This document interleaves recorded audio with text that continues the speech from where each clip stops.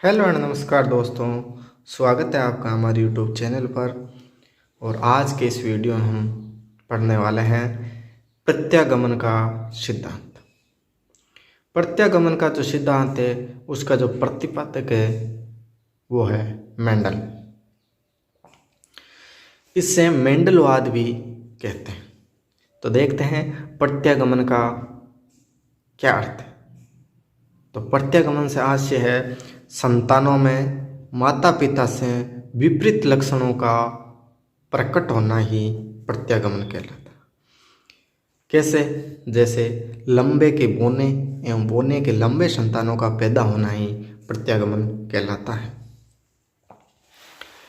Mendel के अनुसार माता पिता में उपस्थित गुणसूत्र 1/2 के रूप में संतानों में स्थानांतरण होते रहते हैं। ये प्रक्रिया निरंतर चलती रहती है, कभी समाप्त नहीं होती। यानी मेंडल कहता है कि जो माता पिता में उपस्थित गुणसूत्र है उसके 1/2 यानी आधे के रूप में संतानों में स्थानांतरित होते हैं और ये प्रक्रिया निरंतर चलती रहती है।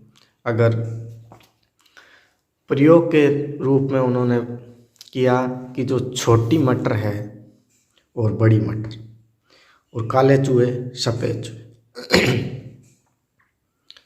प्रयोग इन्होंने किया कि बड़ी मटर और छोटी मटर के गुणसूत्रों को मिलाकर जब पैदावार को देखा और काले चूहे और सफ़ेद चूहों को निषेचन करवाकर उन्होंने प्रयोग करके देखा। तो इस प्रयोग में उन्होंने अपने सिद्धांत में 2 प्रकार के सूत्र बताए। कि मेंडल क्या कहता है कि जो भी माता पिता है उसके आधे गुणसूत्र अपनी अगली संतान में होते रहते हैं और ये प्रक्रिया कभी समाप्त नहीं होती।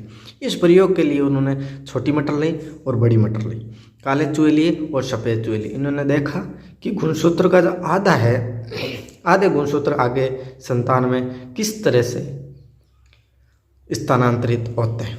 तो चलिए मेंडल के सूत्रों को देखते हैं। मेंडल ने 2 सूत्र दिए, एक का नाम है जागृत सूत्र और एक का नाम है सुप्त सूत्र। तो ये जागृत सूत्र किन में पाए जाते हैं? जागृत सूत्र पाए जाते हैं माता पिता। मेंडल के अनुसार माता पिता की निषेचन क्रिया के दौरान अगर जागृत सूत्र सक्रिय हुए तो संतानें माता पिता के जैसी ही उत्पन्न होगी। अगर निषेचन क्रिया के दौरान जागृत सूत्र सक्रिय है तो जो संतानें है वो माता पिता के जैसी ही होगी।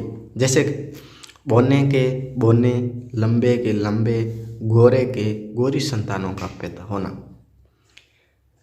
यानी अगर निषेचन क्रिया के दौरान जागृत सूत्र सक्रिय है तो उनकी जो संतानें हैं वैसी ही पैदा होगी जैसे माता पिता है। और ये जागृत सूत्र किन से मिलते हैं? माता पिता से। दूसरा सूत्र है सुप्त सूत्र और ये हमें किससे मिलते हैं? ये मिलते हैं पूर्वजों से।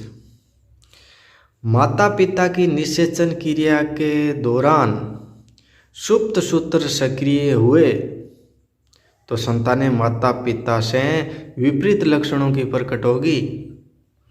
यानी जागृत सूत्र अगर सक्रिय है तो माता पिता के जैसे ही संतानें होगी, लेकिन अगर निषेचन क्रिया के दौरान सुप्त सूत्र सक्रिय हुए तो संतानें माता पिता से विपरीत लक्षणों में प्रकट होगी। कैसे? लंबे के बोने, काले के गोरी संतानों का पैदा होना। समझ में आ गई?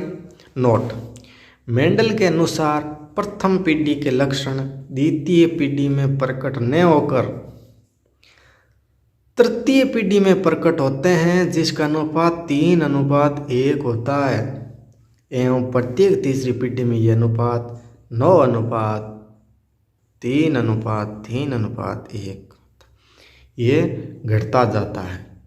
यानी मेंडल कहता है कि जो माता पिता के लक्षण है, जो पूर्वजों के लक्षण है, वो प्रथम पीढ़ी के लक्षण द्वितीय पीढ़ी में प्रकट न होकर तृतीय पीढ़ी में प्रकट होते हैं और जिसका अनुपात होता है 3:1। तो धन्यवाद, मिलते हैं नेक्स्ट वीडियो में, तब तक के लिए जय।